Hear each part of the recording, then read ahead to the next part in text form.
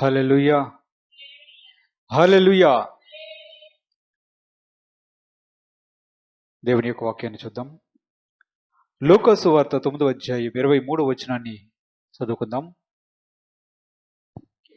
మరియు ఆయన అందరితో ఇట్లా నేను ఎవడైనను నన్ను వెంబడింపగోరిన ఎడల తాను ఉపేక్షించుకొని ప్రతిదినము తన సిలువను ఎత్తుకొని నన్ను వెంబడింపవలెను. ప్రార్థన చేద్దాం. మహోన్నతుడైన దేవ, సర్వోన్నతుడైన తండ్రి, వాక్యమైన దేవ, మీరు మాతో మాట్లాడండి. ఆటంకపరచు దురాత్మ శక్తుల నజరేయుడైన యేసుక్రీస్తును బంధించండి. యోగ్యమైన మనసుతో ప్రభుత్వం మేమందరం మీ వాక్యాన్ని వినడానికి కూడా సహాయం దయచండి. మీరు మాట్లాడండి, మీరు మహిమ పొందమని యేసుక్రీస్తు పరిశుద్ధ నామమున అడిగి వేడుకొనుచున్నాము తండ్రి, ఆమేన్. హల్లెలూయా. లూకా సువార్త 9వ అధ్యాయం 23వ వచనములో యేసు ప్రభు వారు స్వయంగా చెప్పినటువంటి మాట మనకి కనిపిస్తుంది. ప్రభువు చెప్తున్నాడు, మీరెవరైనా సరే నన్ను వెంబడించాలంటే ముందు మిమ్మల్ని మీరు ఉపేక్షించుకోవాలి. తర్వాత మిమ్మల్ని మీరు ఉపేక్షించుకొని తన సిలువను ప్రతిదినము ఎత్తుకొని నడవాలి. యేసుక్రీస్తుని వెంబడించడం సులభమా, కష్టమా? అసలు యేసుక్రీస్తుని వెంబడించడం అంటే ఏంటి? యేసుక్రీస్తుని వెంబడించడం అంటే ఏంటి?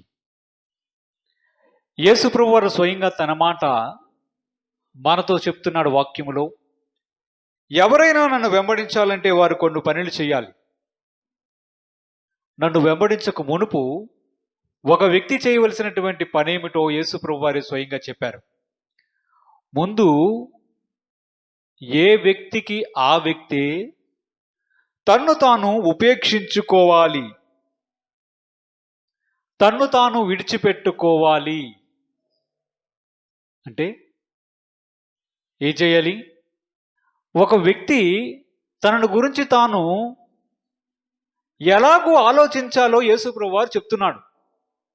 ముందు నీవు అనే వ్యక్తివి నేనిక లేను అనే భావములోనికి రావాలి. అలాగూ ఉపేక్షించుకోవాలి. ఆ తర్వాత యేసు ప్రభువు వారిని వెంబడించాలి. ఉపేక్షించుకోవడం అంటే విడిచిపెట్టుకోవడం. ఈ ఉపేక్షించడం వాక్యములో మనం చూస్తే ఇంకొక దగ్గర చూద్దాం. చూడండి, మత్తయి సువార్త 10వ అధ్యాయం 37, 38 వచనాలు కూడా ఒక్కసారి చూద్దాం. మత్తయి సువార్త 10వ అధ్యాయం. తండ్రినైనను తల్లినైనను నాకంటే ఎక్కువగా ప్రేమించువాడు నాకు పాత్రుడు కాడు. కుమార్తెనైనను నాకంటే ఎక్కువగా ప్రేమించువాడు నాకు పాత్రుడు కాడు. తన సిలువను ఎత్తుకొని నన్ను వెంబడింపని వాడు నాకు పాత్రుడు కాడు. ఇప్పుడు యేసు ప్రభు వారు అవే మాటలను మత్తయి సువార్తలో ఇంకొకలాగా మన కోసం రాయించాడు. ఎవరైనా నన్ను వెంబడించాలంటే వారు చేయవలసిన పని ఏంటంటే తన్ను తాను ఉపేక్షించుకోవాలి. నేను అనే వాడిని, నన్ను నేనే ద్వేషించుకోవాలి. తర్వాత తన సిలువనెత్తుకోవాలి. మూడవది తనకంటే ఎక్కువగా ఎవ్వరిని ప్రేమించకూడదు. ఏం చెప్పాడు? యేసు ప్రభు వారి కంటే ఎక్కువగా ఎవ్వరిని ప్రేమించకూడదు. ముందు నిన్ను నీవు ద్వేషించుకోవాలి. ప్రతిదినము తన సిలువనెత్తుకొని వెంబడించాలి. ఈ 3 క్రైటీరియాలను చూడండి. ఈ 3 చేసిన వాడే యేసు ప్రభు వారు చెప్పినట్లు ఆయనను వెంబడించగలడు. ఈ 3 చేస్తున్నామో లేదో చూసుకోవాలి. ఉపేక్షించుకోవడం అంటే, తన్ను తాను ఉపేక్షించుకోవడం అంటే నిన్ను నీవు ద్వేషించుకోవాలి. అంటే ఎలాగ సాధ్యమవుతుంది? వాక్యంలో చూస్తే మనకు తెలుస్తుంది. గలతీ పత్రిక 2వ అధ్యాయం 20వ వచనంలో మనం చూద్దాం. గలతీ పత్రిక 2వ అధ్యాయం నేను 20. క్రీస్తుతో కూడా సిలువ వేయబడి ఉన్నాను. సిలువ వేయబడి ఉన్నాను. ఇకను జీవించువాడును నేను కాను, జీవించువాడును నేను కాను, క్రీస్తే నా యందు జీవించుచున్నాడు.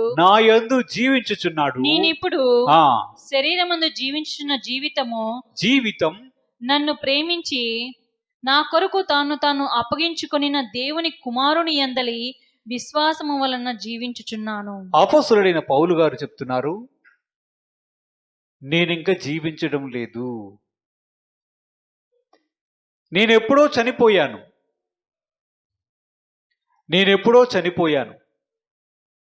నేను క్రీస్తుతో పాటు సిలువ వేయబడ్డాను.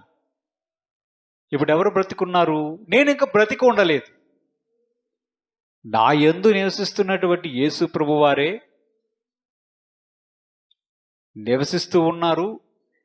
నేను మాత్రం ఇంకా లేను. తన్ను తాను ఉపేక్షించుకోవడం అంటే ఇదే.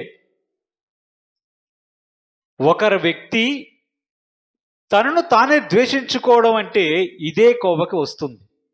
మొదట ఏమైపోవాలంటే, నేను ఇక లేను, నేనెప్పుడో క్రీస్తుతో పాటు సిలువ వేయబడ్డాను అనే ఆలోచనతో ఒక వ్యక్తి కొనసాగడం అనేది చాలా ముఖ్యమైనది. ఇది ఆయనను వెంబడించక మునుపు ఒక వ్యక్తి చెయ్యవలసినది. ఇంకా వాక్యములు చూస్తే మనకు కనిపిస్తుంది. చూడండి, యేసు ప్రభువారు కూడా ఒక ఉదాహరణ మనకు విడిచిపెట్టారు. యోహాను సువార్త 6వ అధ్యాయం 38వ వచనాన్ని చదవండి. యోహాను సువార్త 6వ అధ్యాయం 38వ వచనం. నా ఇష్టము నెరవేర్చుకొనుటకు నేను రాలేదు, నన్ను పంపిన వాని చిత్తము నెరవేర్చుటకే పరలోకం నుండి దిగి వచ్చి తిని. యేసు ప్రభువారు చెప్తున్నటువంటి మాటను చూడండి. అపోస్తలుడైన పౌలు గారు ఎలాగూ మనకి మాదిరిగా కనిపించారో, యేసు ప్రభువారు కూడా అదే మాదిరిని మనకు చూపిస్తున్నారు. దేని విషయంలో? ఒక వ్యక్తి తనను తాను ఉపేక్షించుకోవడం, తనను తాను ద్వేషించుకోవడం అంటే ఏమిటో మనం వాక్యంలో చూస్తున్నాం. ఆయన చెప్తున్నాడు, నేను తండ్రి పని మీద వచ్చాను, నేను తండ్రి పని చేయాల్సి ఉంది, అయినా నా ఇష్టం కాదు, తండ్రి యొక్క చిత్తము నెరవేర్చడానికే నేను వచ్చాను అన్నాడు. అంటే ఏం చెప్పాలనుకుంటున్నాడు యేసు ప్రభువారు మనకి? భూమి మీద ఆయనను వెంబడించే వ్యక్తులు, వెంబడించే విశ్వాసులు ఎలాగ ఉండాలంటున్నాడంటే, మొదట మీ స్వచిత్తాన్ని విడిచిపెట్టండి. స్వచిత్తం అంటే నేను ఇది చెయ్యాలి, నేను ఇలాగ చెయ్యాలనుకుంటున్నాను, ఇది నాకు ఇష్టమైనది, ఇలాగ చేస్తే నాకు బాగుంటుంది అనే భావాలు మనుషుల్లో సహజంగా ఉంటాయి. ఉండవా? అది ఉన్నంత కాలం ఒక వ్యక్తి ఏం ఆలోచిస్తాడంటే, నేను అనే వ్యక్తి అతనిలో ఉంటాడు లేదా ఆమెలో ఉంటాడు. ప్రభు యొక్క ఉదాహరణ జీవితం ఒక వ్యక్తి తనను తాను ఎలాగూ ఉపేక్షించుకోవాలో చూపించినటువంటి ఒక మార్గం. యేసు ప్రభు వారిని చూడండి. ఆయన దేవుడయ్యుండి దేవునితో సమానముగా ఉండవలసినటువంటి గొప్ప భాగ్యాన్ని విడిచిపెట్టి ఈ భూమి మీదకి వచ్చాడు. ఏం విడిచిపెట్టాడు? అన్నిటినీ విడిచిపెట్టాడు. మహిమను విడిచిపెట్టాడు. దేవునితో సమానముగా ఉండవలసినటువంటి భాగ్యం, పరలోక రాజ్యములో మహిమగల రాజుగా ఉండవలసిన భాగ్యాన్ని విడిచిపెట్టేశాడు. విడిచిపెట్టి రిక్తునిగా, అంటే ఏమీ లేనివాడిగా, ఒక పేదవానిగా అన్నిటినీ విడిచిపెట్టి వచ్చాడు. అది విడిచిపెట్టడం అంటే. ఎందుకు వచ్చి ఏం చేశాడు? నేను తండ్రి పని మీద ఉండవలసిన వ్యక్తిని, అయినా నా ఇష్టం కాదు, ఏదైతే దేవుడు చెయ్యమని చెప్తున్నాడో కుమారుడిగా నేను అది చేయడానికే ఇక్కడికి వచ్చాను అంటున్నాడు. అంటే ఏంటి అంటే, ఒక వ్యక్తి భూమి మీద జీవించినప్పుడు తను నేను అనే భావాన్ని విడిచిపెట్టగలగాలి. నా ఇష్టము కాదు, దేవుని చిత్తం నా పట్ల జరగాలి. ప్రతి విషయంలో దేవుని చిత్తాన్ని వెతికిన వాడు ఎలాగుంటాడంటే, ఆ వ్యక్తిలో నేను అనేవాడు కనిపించడు. ప్రతి విషయంలో దేవుడు ఇలాగు చేయమంటున్నాడు, దేవుని యొక్క ఉద్దేశం ఇది అని గమనించిన వాడు తన్ను తను పూర్తిగా ఉపేక్షించుకున్న వాడితో సమానం. తన్ను తాను ద్వేషించుకున్న వానితో లెక్క. అంటే ఏం చెయ్యాలి? ఒక వ్యక్తి తన్ను తాను ద్వేషించుకోవాలి, తన్ను తాను ఉపేక్షించుకోవాలి అంటే, నేనిక బ్రతికి లేను, నేనెప్పుడో చనిపోయాను. అపొస్తలుడైన పౌలు గారు చెప్పినట్లు, నేనెప్పుడో యేసు ప్రభు వారితో సిలువ మీద మరణించాను. నా పాపములు, నా రుణములు ఆ సిలువునకు మేకులతో కొట్టి వేయబడి ఉన్నాయి. ఇక నేను లేను కదా. అసలు బాప్తిస్మం యొక్క అర్థం ఏమిటి? బాప్తిస్మం యొక్క అర్థం ఏంటి? చనిపోయి తిరిగి లేచామని అర్థం. ముంచుతున్నప్పుడు మీరు పాత మనిషి చనిపోయారు, తిరిగి లేపబడుతున్నప్పుడు మీరు నూతన సృష్టిగా పైకి లేపబడుతున్నారు. అదే భావాన్ని అపోస్తలుడైన పౌలు గారు చెప్తున్నారు. నేను ఎప్పుడో చనిపోయాను క్రీస్తుతో పాటు, నేను ఇంకా బ్రతకడం లేదు, నేనింకా జీవించలేను, క్రీస్తు యేసే నాలో జీవిస్తున్నాడు అంటున్నాడు. అందుకే యేసు ప్రభు వారు చెప్తున్నారు, అనేక మంది ప్రజలతో చెప్తున్నాడు, ఎవరైనా నన్ను వెంబడించాలంటే వీరు కొన్ని చేయాలి. ఆ కొన్ని చేయడంలో ఏంటంటే, ముందు నిన్ను నీవు ద్వేషించుకోవాలి. ద్వేషించుకోవడం అంటే హాని చేసుకోవడం కాదు, హాని చేసుకోవడం కాదు, మనల్ని మనం గాయపరుచుకోవడం కాదు. ఇక బ్రతుకు కాలం క్రీస్తు కొరకే జీవిస్తున్నాను అనే ఒక తీర్మానంతో పూర్తిగా యేసు ప్రభు వారి యొక్క చిత్తము నా జీవితంలో నెరవేరాలి అని పూర్తిగా ఆయనకి సరెండర్ అవ్వడం. అలాగూ చేయగలిగితే మీరు యేసు ప్రభువాన్ని వెంబడించడానికి మొదటి అర్హతను సంపాదించినట్లే. అలాగూ చేయగలిగితే మీరు మొదటి యొక్క మెట్టును ఎక్కగలిగిన వారితో సమానం. యేసు ప్రభు వారి యొక్క జీవితాన్ని మనం చూస్తే ఆయన చెప్తున్నాడు చూడండి, లూకాసు వార్త 22వ అధ్యాయం 41వ వచనం నుంచి 42 వచనాలు చూద్దాం. వారి యొద్ద నుండి రాతివేత దూరము వెళ్ళి మోకాళ్ళుని తండ్రి నా యొద్ద నుండి తొలగించుటకు నీ చిత్తమైతే తొలగించుము, అయినను నా ఇష్టము కాదు నీ చిత్తమే సిద్ధించునుగాక అని ప్రార్థన చేశాడు. ఎక్కడ చేశాడు? గెత్సెమనే తోటలో. యేసు ప్రభు వారు చేసినటువంటి ప్రార్థన ఇది. ఆయన సిలువ మీద మరణించడానికి సిద్ధమవుతున్నటువంటి సమయం ఇది. ఆయన ప్రార్థన చేస్తున్నాడు గెత్సెమనే తోటలో, తండ్రి సాధ్యమైతే ఈ గిన్నెను నా యొద్ద నుంచి తొలగించు. ఈ గిన్నె ఏమిటి? ఈ గిన్నె ఆయన పొందబోచున్నటువంటి శ్రమ. ఆయన ప్రార్థన చేస్తున్నాడు, తండ్రి ఈ శ్రమ నేను అనుభవించాలి, నేను ఆ చిత్తము నెరవేర్చడానికే వచ్చాను, కానీ ఈ సమయంలో నేను దాన్ని భరించలేనంత వేదనతో ఉన్నాను, నేను నా ప్రాణాన్ని పెట్టవలసినటువంటి సమయం ఆసన్నమైందని నేను ఎరుగుదును అని ప్రార్థన చేస్తునేటప్పుడు ఆయన ముఖము నుండి చెమట రక్తపు బిందువులే కారాయి. అంటే ఆయన ఎంత ఒత్తిడికి లోనయ్యాడో, ఎంత వేదనతో ప్రార్థన చేశాడో చూడండి.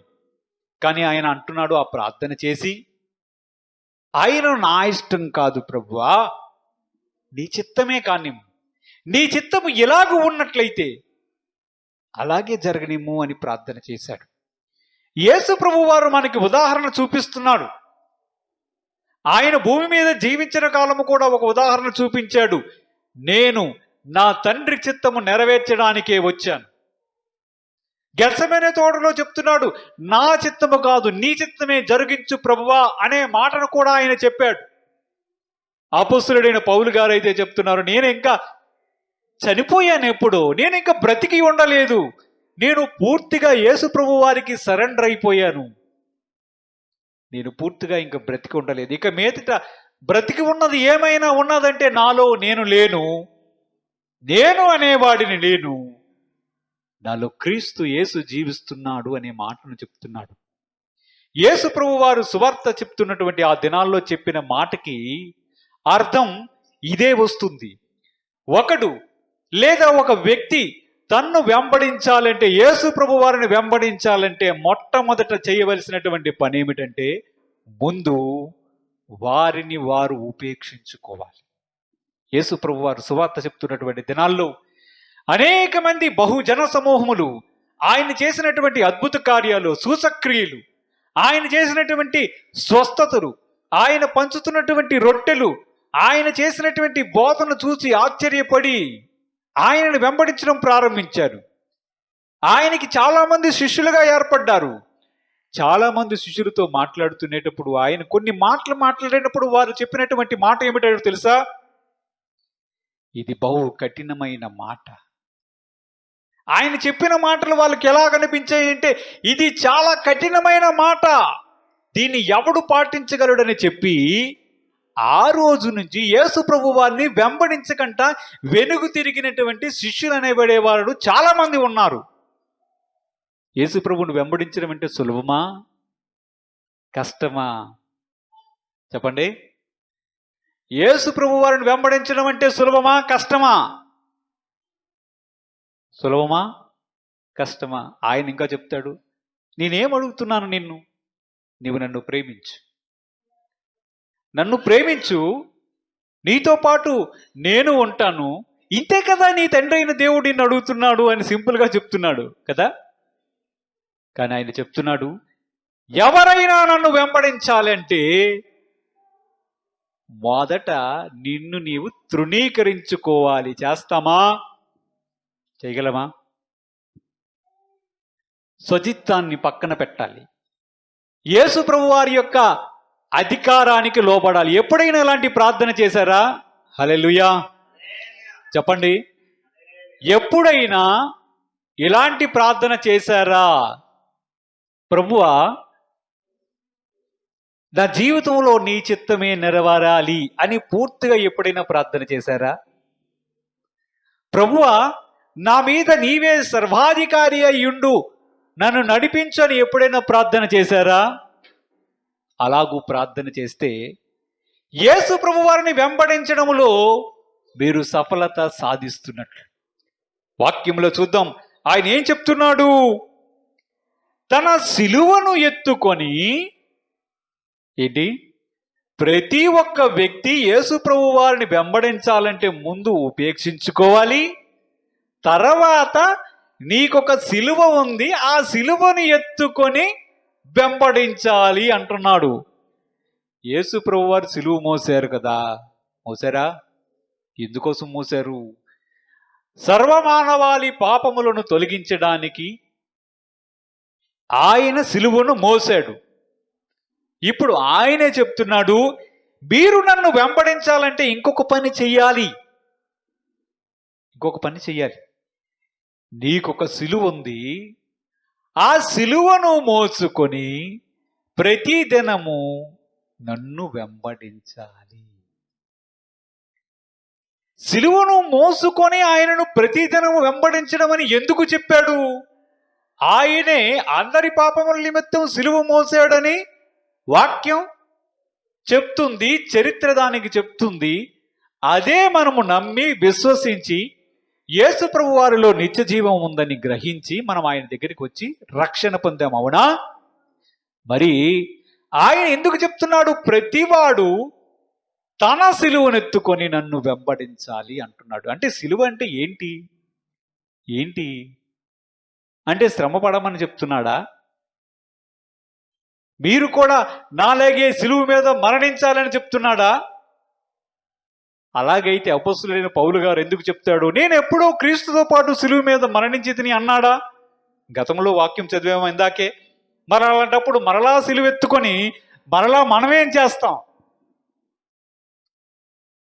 యేసు ప్రభు వారు ఆయన మాట్లాడుతున్నటువంటి మాటలో ఒక భావాన్ని చెప్పాలనుకుంటున్నాడు. మీరు నన్ను వెంబడించాలని వస్తున్నారు, సరే, మీరు గొర్రెలు, నేను గొర్రెల మంచి కాపరిని. నన్ను వెంబడించాలని వస్తున్నాను, కానీ నన్ను వెంబడించడం అంత సులభమైన పనా? ఒక్క మాట జ్ఞాపకం ఉంచుకోండి, ఈ లోకం నన్ను ద్వేషించింది. ఈ లోకం నన్ను ద్వేషించింది. ఎందుకు ద్వేషించింది? యేసు ప్రభు వారు ఏం చేశారు? ఎవరినైనా గాయపరిచారా? ఎవరికైనా నష్టం కలిగించారా? ఎవరినైనా బాధ పెట్టారా? ఎవరిని బాధ పెట్టలేదు, ఎవరిని నష్టపెరచలేదు. కానీ యేసు ప్రభు వారిని ఈ లోకం ద్వేషించింది.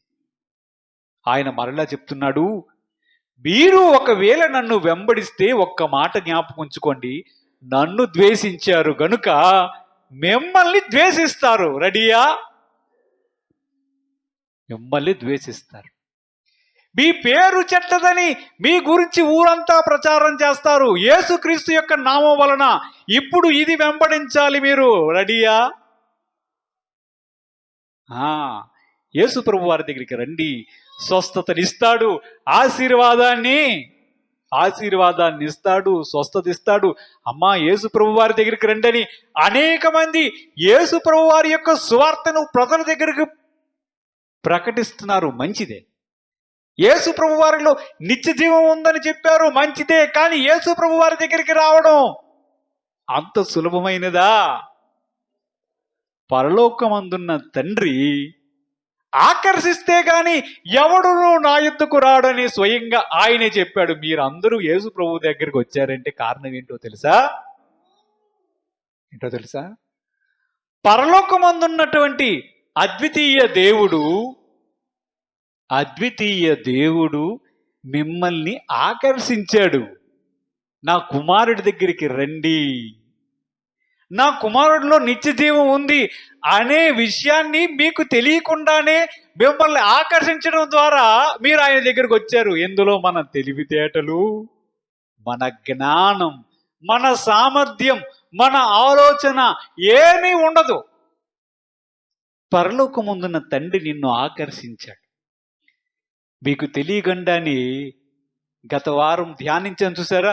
ఆయన ముఖంలో ఉన్న ప్రసన్నతను చూచి దావీదు దివారాత్రులు తన బ్రతుకు కాలం అంతా దేవాలయంలో ఉండిపోవాలని ఎలాగనుకున్నాడో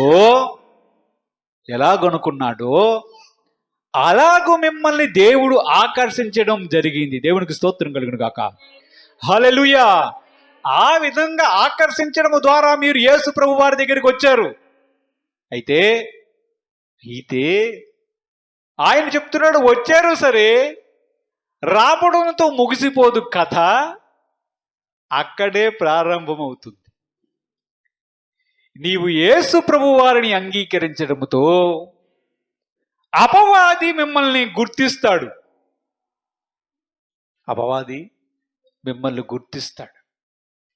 అపవాది మీ మీద దృష్టి పెడతాడు.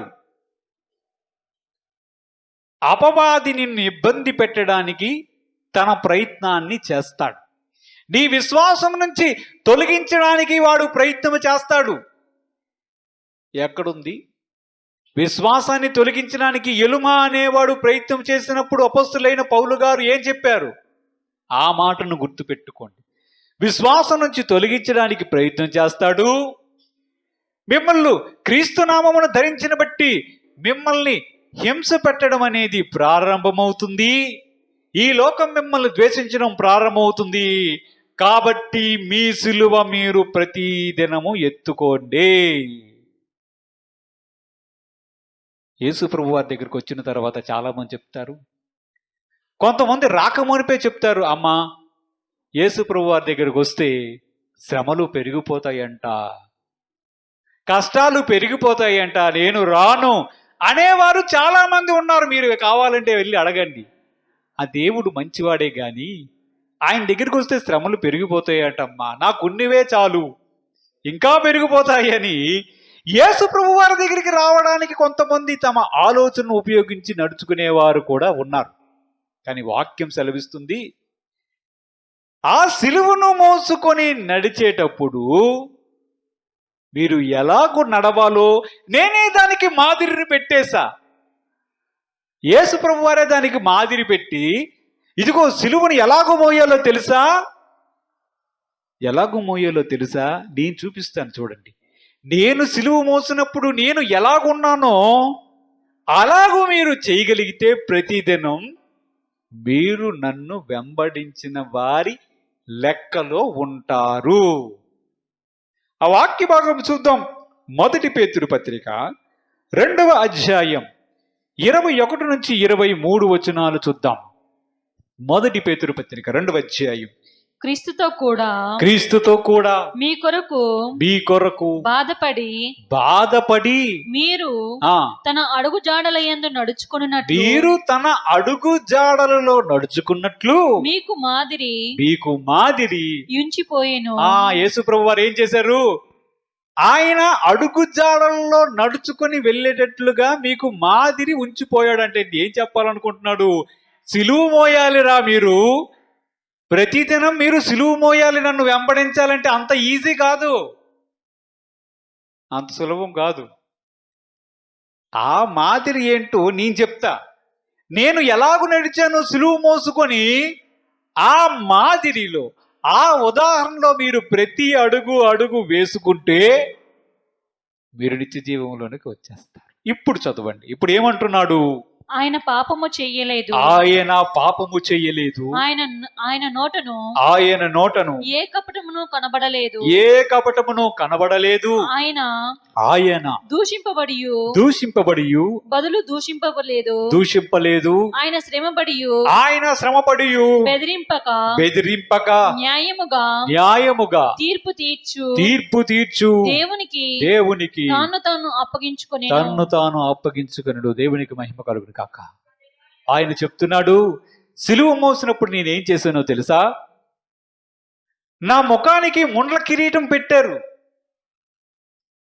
నా బట్టలను వారు విప్పివేశారు, నేను ఆల్మోస్ట్ దిగంబరిగా ఉన్నాను, నా ముఖము చూడనల్లని ముఖములాగా అయిపోయింది, నా వీపంతా గాయములతో ఉంది, నా ముఖం మీద ఉమ్మి వేశారు, నన్ను కొరడాలతో శిక్షించారు, నన్ను అవమానపరిచారు, నేను దేవుని కుమారుడని చెప్పినందుకు నేను దేవదూషణ చేశాను అని చెప్పి నన్ను మరణ శిక్షకు సిలువ మీదకి అప్పగించడానికి ప్రజలు సిద్ధమయ్యారు.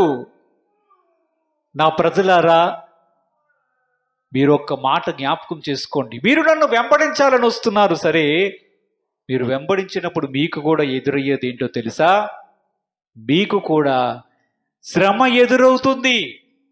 యేసు ప్రభు వారిని మీరు అంగీకరించిన తర్వాత అపవాది కూడా మీకు హాని ఉద్దేశించడం, ఇంకా తీవ్రతరం చేయాలని ప్రయత్నం చేయడం మనకు కనిపిస్తుంది. కానీ తండ్రి అయిన దేవుడు మన పక్షమున ఉండి వాటిని ఎదిరించుటకు కావలసిన శక్తిని అనుగ్రహిస్తాడు. కానీ ఈ పోరాటం అనేది మాత్రం కొనసాగుతుంది. ఈ పోరాటం కొనసాగుతుంది. మీరు నన్ను వెంబడించినప్పుడు, మీ సిలువనెత్తుకొని వెళ్తునేటప్పుడు నన్ను చాలా మంది దూషించారు. వీడు ఇతరులను రక్షించును గాని వీడు తనను తానే రక్షించుకోలేదు, ఆహా ఆహా అని యేసు ప్రభు వారిని చూచి ఎగతాళి చేసినటువంటి జనం గొల్గొతా కొండ మీద మనం చూస్తున్నాం. సేమ్ అలాగే ప్రతి విషయములో, మన జీవితంలో ప్రతి విషయములో మీరు యేసు ప్రభు వారి యొక్క నామాన్ని ధరించడం బట్టి అనేక మంది మిమ్మల్ని ఎగతాళి చేస్తారు. వీరు దేవుడి దగ్గరికి వెళ్ళారు, అందుకే వీరికి ఎలాగయ్యింది, వీరు దేవుడిని నమ్ముకున్నారు, వాళ్ళకి ఏం జరిగింది అని ఎగతాళి చేసేవారు చాలా మంది ఉంటారు. వారు మిమ్మల్ని క్రీస్తు నామం నిమిత్తం మీ పేరు చెడ్డదని కొట్టివేస్తారు, మిమ్మల్ని వారి యొక్క సమాజంలో ఉండకుండా మిమ్మల్ని ద్వేషించే అవకాశం కూడా ఉంది. అందరూ ఒకలాగా వెళ్తుంటే మీరు దేవుడు దేవుడు దేవుడు అని వెళ్తుంటే మిమ్మల్ని ఎగతాళి చేసేవారు, మిమ్మల్ని అవమానపరిచేవారు, మిమ్మల్ని క్రీస్తు నామము నిమిత్తం గాయపరిచేవారు చాలా మంది మీకు ఎదురవుతారు. ఎందుకంటే యేసు ప్రభు వారి యొక్క నామం మీ మీద ఉంది. మీ నామం ఇక మీదట కాదు, మీకు క్రీస్తు అని పేరు పెట్టబడడం వలన, క్రీస్తువులు అని పేరు పెట్టడం వలన జనాలు మిమ్మల్ని చూచి గాయపరచడానికి, హింసించడానికి, మీ పేరు చెడ్డదని కొట్టివేయడానికి, మిమ్మల్ని బాధ పెట్టడానికి అపవాది వారిని కూడా ఉపయోగించే అవకాశం ఉంది. మీరు లోకంలో చూస్తే ఇప్పుడు క్రైస్తవులలో అంతగా మీకు పెద్దగా హింస కనిపించడం పోవచ్చు, కానీ చాలా ప్రాంతాల్లో యేసు ప్రభు వారి సువార్తని చెప్పడానికి వెళ్తే వారిని కొడుతున్నారు. యేసు ప్రభు వారు వీరు యేసు ప్రభు వారిని అంగీకరించారని చెప్పి అనేక మంది, గతంలో మీరు చూస్తే అనేక మంది సాక్ష్యాలు చూస్తే వారిని ఊరు నుంచి వెలివేయడం కూడా జరిగింది. ఊరు నుంచి వెలివేయడం కూడా జరిగింది. పురుషోత్తం చౌదరి గారు అని ఒక దైవజనుడు మీరు వినే ఉంటారు. ఆయన సాక్ష్యాన్ని వినండి. ఆయన యేసు ప్రభు వారిని అంగీకరించుకున్న తర్వాత ఆయన ఎక్కడ తిన్నాడో తెలుసా? అన్నం ఎక్కడ తిన్నాడో తెలుసా? ఆయన జీవితాన్ని చదివి చూడండి. ఆయనను ఇంటిలో కూడా చేర్చుకోలేనటువంటి పరిస్థితి ఏర్పడింది. ప్రజలు మిమ్మల్ని వెలివేస్తారు, మిమ్మల్ని గాయపరుస్తారు. ఎందుకు? యేసు ప్రభు వారి యొక్క నామాన్ని ధరించుకున్నంత వరకు. అంతకుముందు ఊరి మీద ఇష్టానుసారంగా ప్రవర్తించి హింసకుడుగా దూషకుడుగా ఉంటే మనల్ని ఎవడు ఏమనడు, రారా నువ్వు కూడా నాలాంటి ఓడవే అని మనల్ని చేర్చుకుంటారు. కానీ యేసు ప్రభు వారి యొక్క నామం ఎప్పుడు వచ్చిందో అప్పుడు ఉంటుంది. ఎందుకు నాకు ఈ శ్రమ, ఎందుకు నన్నే ప్రజలు అంటున్నారు, నన్నెందుకు గాయపరుస్తున్నారని అనుకోవచ్చు. కానీ వాక్యం సెలవిస్తుంది, నా నామం పెట్టబడినటువంటి ప్రజలు మీరు గనుక, లోకము నన్ను ద్వేషించింది గనుక మిమ్మల్ని కూడా ద్వేషిస్తుంది. అయితే మిమ్మల్ని ద్వేషించినప్పుడు నేను సిలువ మోసుకొని వెళ్తున్నప్పుడు ఏ విధంగా నా అడుగుజాడలు మీకు ఉంచానో జ్ఞాపకం చేసుకోండి. ప్రతి దినము మీరు బీసెలువునెత్తుకొని ఏ దోషణకి ప్రతి దోషణ చెయ్యొద్దు. మిమ్మల్ని ద్వేషించు వారి నిమిత్తం ప్రార్థన చెయ్యండి. ఇదిగో నన్ను అన్యాయంగా తీర్పు తీర్చినప్పుడు నేనేం చేశానో తెలుసా? పిలాతు మీద తిరగబడ్డానా, అధికారుల మీద తిరగబడ్డానా, ప్రధాన యాజకుల మీద తిరగబడ్డానా? నేను ఎవరి మీద తిరగబడలేదు. కానీ సమస్తమును న్యాయముగా తీర్పు తీర్చగల దేవుడు, న్యాయవంతుడైన దేవుడు ఉన్నాడని తను తాను అప్పగించుకున్నాడు. ఆ విధంగానే మీరు ప్రతి విషయంలో మీరు మీ విషయాల్ని, మీ జీవితాన్ని ఆయన చేతికి అప్పగించుకోగలిగితే మీరు ప్రతిదినం మీ సిలువను ఎత్తుకొని నడిచిన వారిలో ఉంటారు. హల్లెలూయా, దేవునికి మహిమ కలుగును గాక. యేసు ప్రభు వారిని వెంబడించడం అంత సులభమా? అంత సులభమా? యేసు ప్రభు వారు తన శిష్యులను సేవకు పిలిచేటప్పుడు ఒక్కొక్కరు వలలు వేసుకుంటునేవారు. ఒకడేమో ఎక్కడో కూర్చునేవాడు వాళ్ళందరినీ పిలిచేవాడు, నువ్వురా నన్ను వెంబడించు. వెంటనే వలలు సమస్తాన్ని విడిచిపెట్టి వచ్చారు. యేసు ప్రభు వారిని వెంబడించడం అంటే అంత సులభమైనదా? కానీ యేసు ప్రభు వారు మనతో పాటు ఉంటారు గనుక, మనము పరదేశులము, యాత్రికులమై ఉన్నాము గనుక ఆయన మనకు తోడుండి ప్రతి క్షణంలో నువ్వు ఇది చెయ్యు, ఇది చెయ్యకూడదు అనే విషయాన్ని ఆయన మనకు చెప్తూ, ఇదే సరైన త్రోవ అని మనకు చూపిస్తూ ఆయన మనలో నడిపిస్తాడు. ఆ దేవుడు, సజీవమైన దేవుడు మనకు ఉన్నాడు గనుక ఆయన వెంబడిస్తున్నాము. నేను ఈ సిలువను మోయాలా అనే దిగులు, చింత మనకి అవసరం లేదు. దేవునికి మహిమ కలుగును కాక. వాక్యములు చూద్దాం. ఇందాక చదివినటువంటి వాక్య భాగం చూద్దాం. లూకా సువార్త 9వ అధ్యాయం 23వ వచనంలో ఆయన ఏం చెప్తున్నాడు? మొదట మిమ్మల్ని మీరు ఉపేక్షించుకోనండి, రెండవది మీ సిలువను ప్రతిదినము ఎత్తుకొనండి. తర్వాత ఏం చెప్పాడు?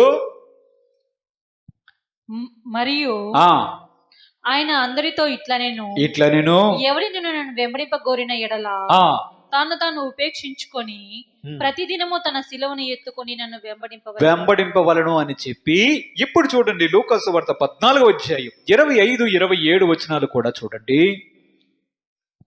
బహుజన సమూహములు ఆయనతో కూడా వెలుచున్నప్పుడు ఆయన వారి తట్టు తిరిగి, ఎవడైనా నా యొద్దకు వచ్చి తన తండ్రిని, తల్లిని, భార్యను, పిల్లలను, అన్నదమ్ములను, అక్కజనులను, తన ప్రాణముతో సహా ద్వేషింపకుంటే వాడు నా శిష్యుడు కానేరడు.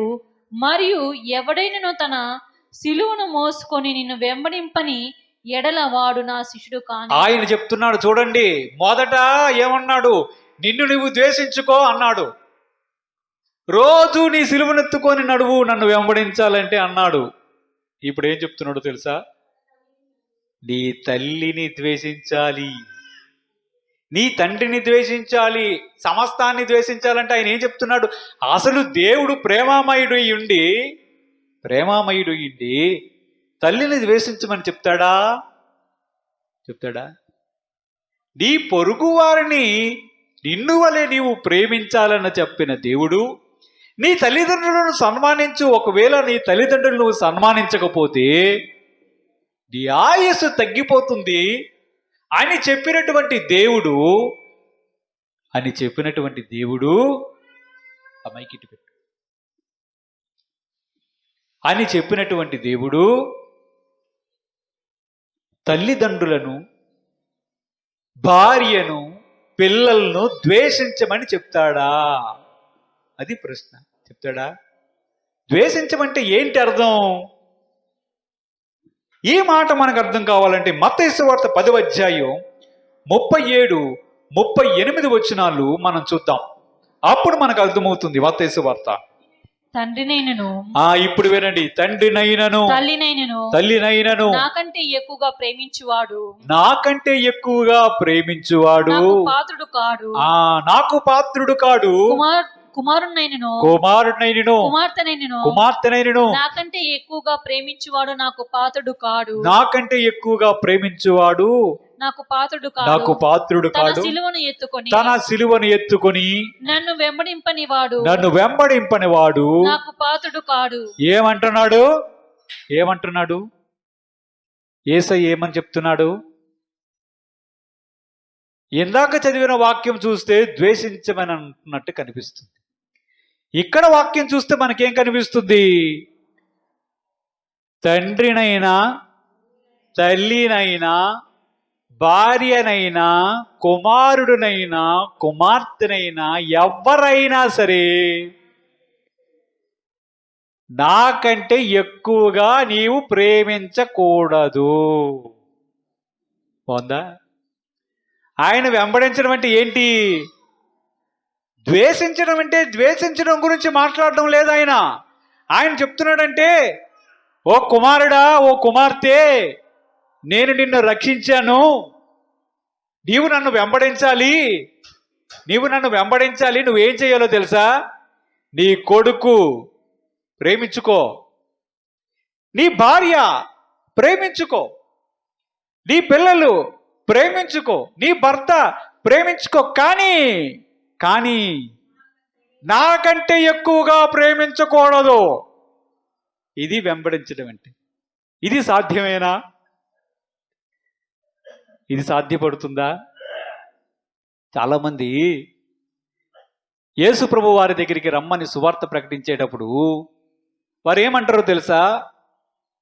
చర్చికి వస్తారు.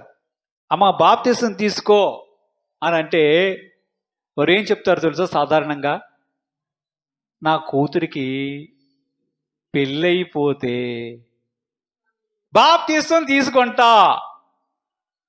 పెళ్ళైపోతారు. పాస్టర్ గారు మళ్ళీ అడుగుతారు, ఏమా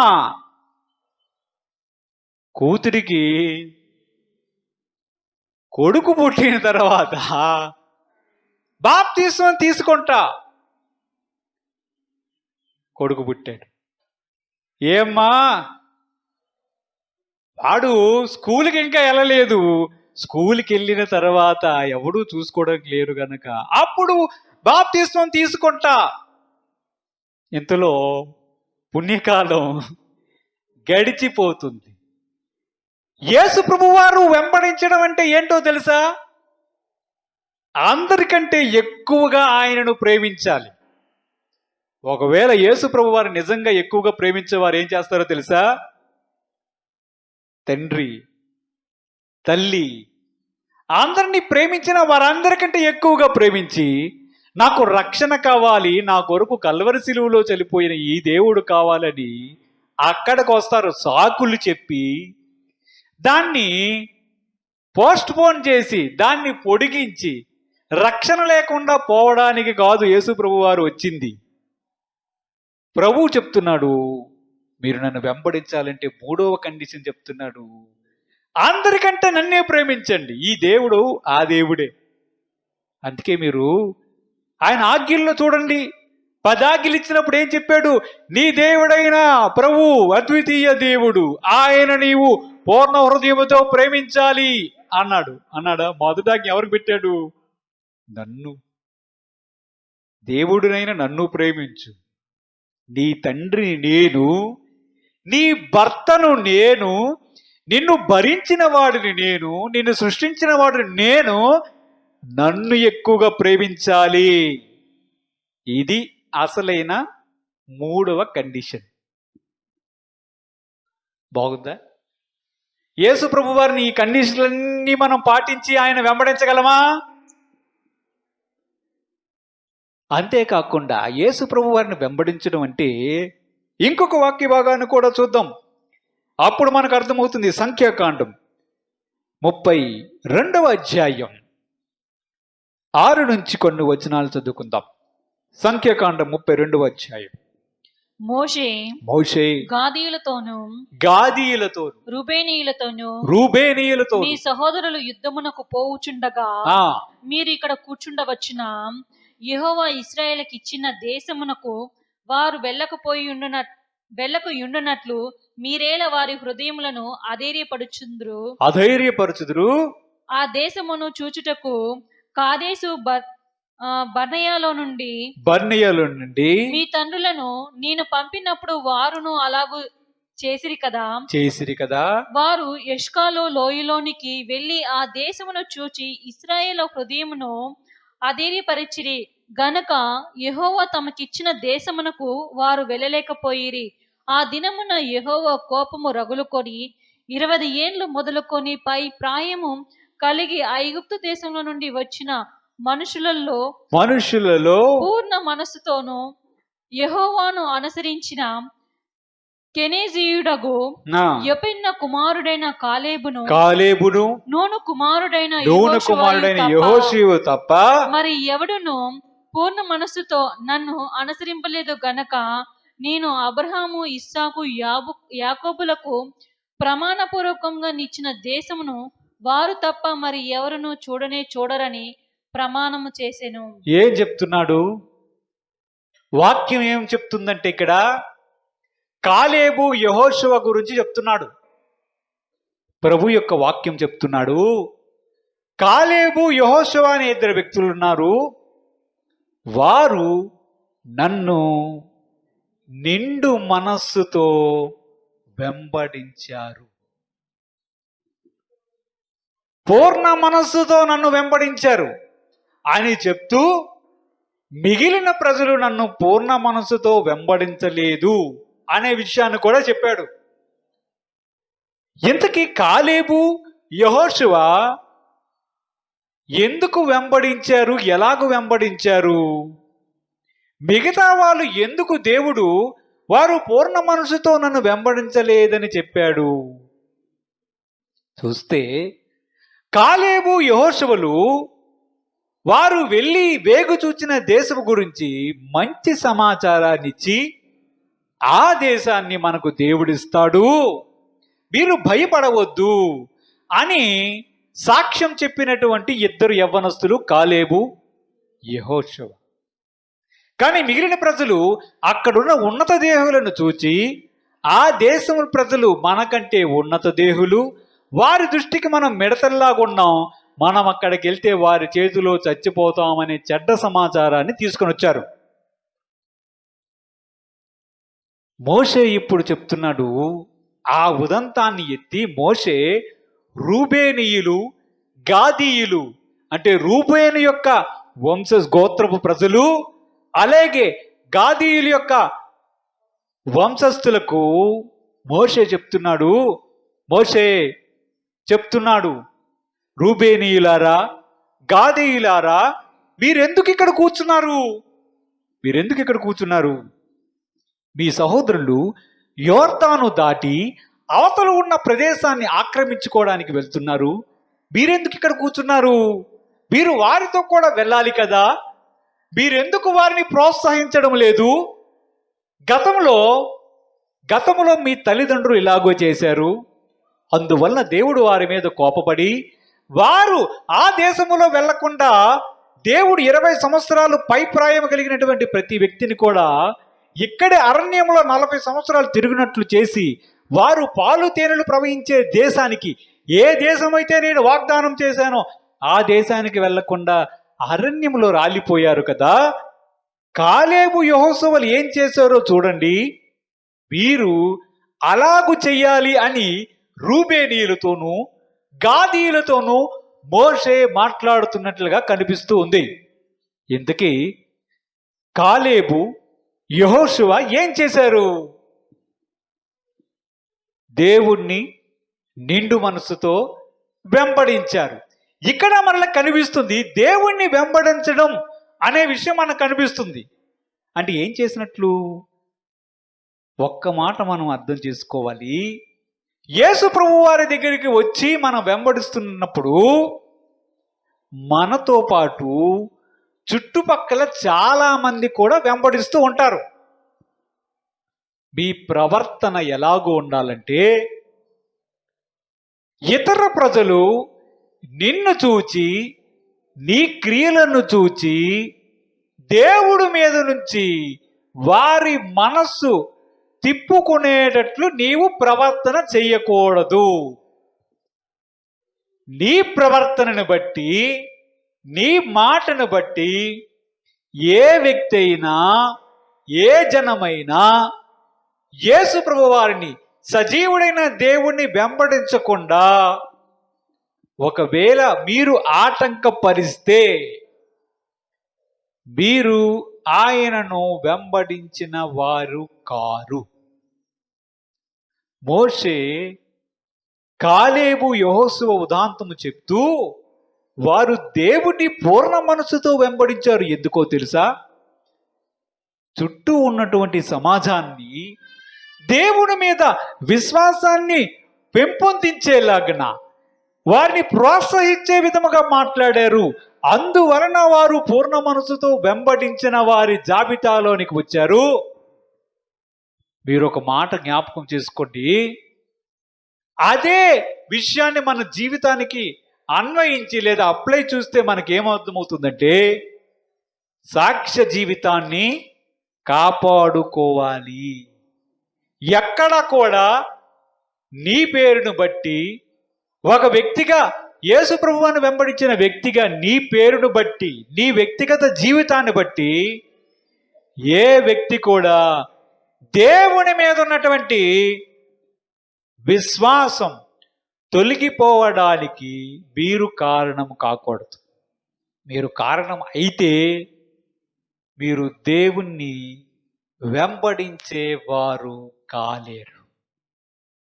వాక్యంలో చూసాం, 4 విషయాలను మనం ప్రధానంగా చూసాం. యేసు ప్రభు వారిని వెంబడించడంలో అర్థం ఏమిటంటే, మొదట మిమ్మల్ని మీరు తృణీకరించుకోవాలి, మిమ్మల్ని మీరు ద్వేషించుకోవాలి, పూర్తిగా ఆయన అధికారంలోనికి రావాలి, ఆయన అధికారంలోనికి సమర్పించుకోవాలి, ఆయన చిత్తానికి లోబడాలి. నీ తల్లినైనను, తండ్రినైనను, భార్యనైనను, పిల్లలనైనను, నీకున్న వాటి ఏదైనా సరే ఆయన కంటే ఎక్కువగా ప్రేమించకూడదు. ఆయననే ప్రేమించాలి, ఆయననే వెంబడించాలి. ప్రతిదినము మీ సిలువ ఎత్తుకొని మీరు వెంబడించాలి. ఇతరుల యొక్క విశ్వాసానికి ఆటంకం కలిగించేటట్లు మీరు ఎన్నడూ ప్రవర్తించకూడదు. అలాగూ ప్రవర్తించిన వారైతే అలాగూ ప్రవర్తించని వారైతే మీరు కాలేబు యెహోషువ జాబితాలోనికి వచ్చి పూర్తిగా పూర్ణ మనసుతో ఆయన వెంబడించే వారి లెక్కలో ఉంటారు. ఒకవేళ మీరు గాని ఇతరుల విశ్వాసానికి ఆటంకంగా ఉన్నట్లయితే, మిమ్మల్ని చూచి ఎవరైనా యేసు ప్రభు వారి దగ్గరికి వచ్చిన వారు యేసుక్రీస్తుని ద్వేషించినట్లయితే, మిమ్మల్ని బట్టి వారు యేసుక్రీస్తుని వెంబడించక ఆయన మీద ఒకవేళ అవిశ్వాసాన్ని ప్రదర్శించడానికి మీరు కారణమైతే, మీరు దేవుణ్ణి వెంబడించిన వారు ఎప్పటికీ కాలేరు. దేవుడు తన పరిశుద్ధ వాక్యం దీవించుగాక. ప్రార్థన చేద్దాం. పరిశుద్ధుడైన తండ్రి, మహోన్నతుడైన దేవ, నిన్ను వెంబడించేవారు ఎలాగ ఉన్నారు నీ వాక్యం ద్వారా సెలవిచ్చే వందనాలయ్యా. పరిశుద్ధుడైన తండ్రి, ఇదిగో ప్రవ్వా, మా మనస్ఫూర్తిగా మా పూర్ణ హృదయంతో నిన్ను ప్రేమించడానికి, నిన్ను ఘనపరచడానికి, నిన్ను వెంబడించడానికి మాకు సహాయం దయచేయండి ప్రవ్వా. ఇదిగో దేవా, నీవు ఇచ్చినటువంటి ఆజ్ఞ చెప్పున మా బ్రతుకు కాలమంతా జీవించుటకు సహాయం దయచేయమని ఈ వాక్యాన్ని మా హృదయం అనే పలక మీద వ్రాసి మీరే మహిమ పొందమని మా ప్రభువును రక్షకుడైన యేసుక్రీస్తు వారి అతి పరిశుద్ధ నామమున అడిగి వేడుకొనుచున్నాము తండ్రి. ఆమేన్. హల్లెలూయా.